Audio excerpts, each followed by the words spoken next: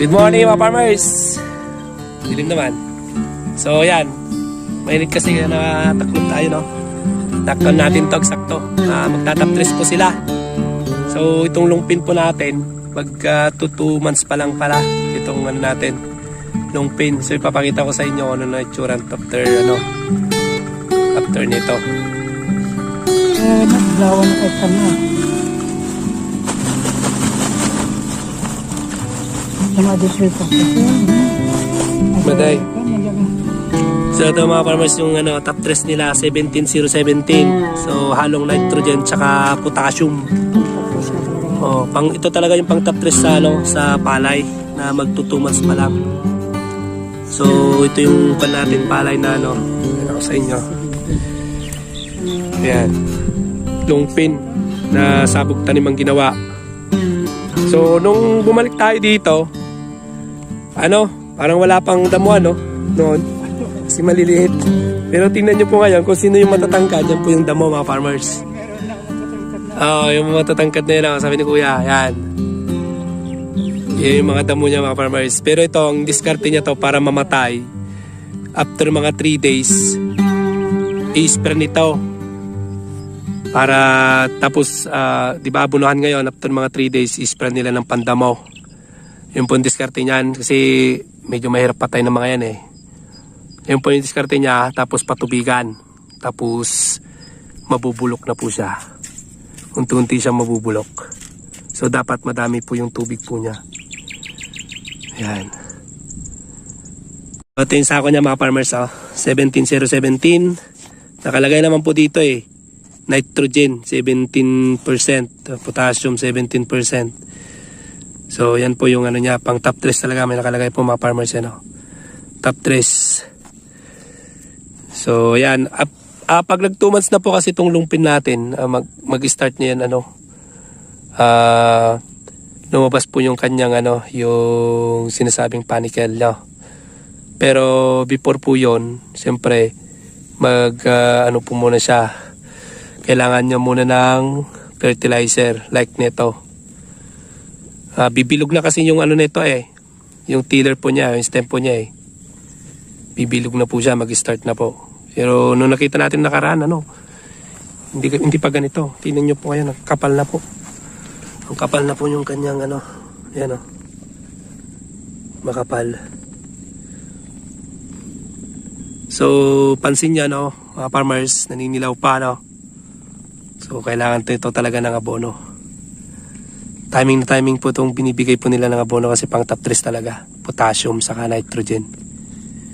So ito po ay 1 hektarya. Naupuntahan po natin yung yung GSR 504 na inbreed. Ito kasi hybrid mga farmers.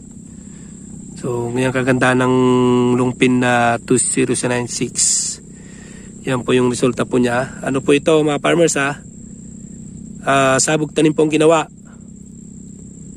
Ganoon din po sa GSR na inbreed. So ito naman po yung yung GSR. So inbreed po ito mga farmers. Ang ginawa na rin po dito, sabog tanim. So ito, sasabugan po ito. Sasabugan ng abono pala.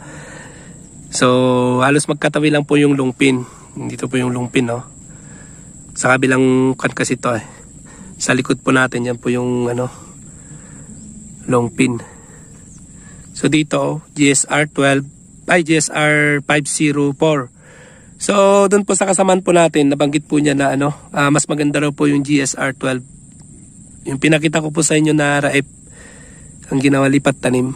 So mas maganda raw yun based po na try po nila sa pagtatanim po Pero for now ito po ay pares po na inbreed po yon, GSR 12 tsaka 504. Ito yung 504 mga farmers. Ang ginawa dito, sabog na at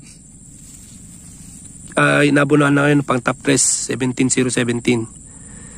So pares sila sa lungpin naninilaw. So kailangan ng abono yan. Nag 2 months na to. Itong po niya, tiller po niya yan, nagkukusang bibilog yan. So kung i-compare natin yung tiller po nung lungpin, Ito po ay medyo manipis to. Yun, mas mabilog po, no?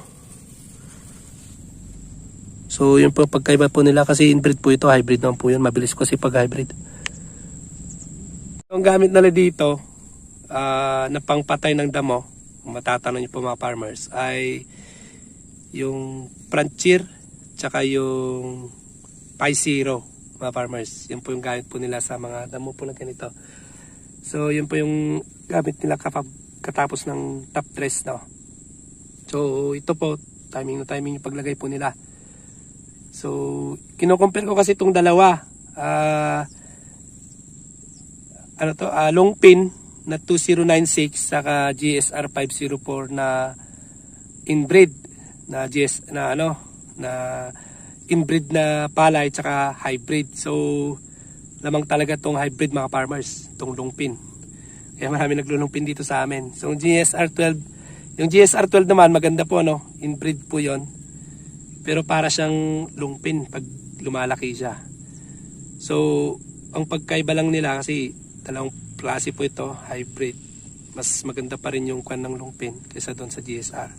Although parehas po na sabog tanim pong ginawa. Hindi ko lang alam ko kung parehas po na transplant ang gagawin, kung ano po yung pagkakaiba po nila. Yun lang po nakita ko mga farmers, no? So, yun mga farmers, yung mga nagko-comment po dito, pwede nyo po i-share po yung manalalaman nyo pa, no? Tungkol po sa tanim po na palay sa long pin saka GSR na variety po ng palay.